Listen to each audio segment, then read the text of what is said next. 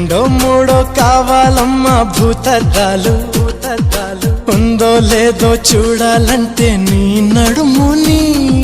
వందల కొద్ది కావాలంట జలపాతాలు పెరిగే కొద్ది తీర్చాలంటే నీ వేడిని లెక్కకు మించి జరగాలమ్మా మొదటి రాత్రులు మక్కువ తీరక చెయ్యాలంటే మధుర యాత్రలు విన్నాను నీ హృదయవాణి వెన్నెల్లలో నిన్ను చేరని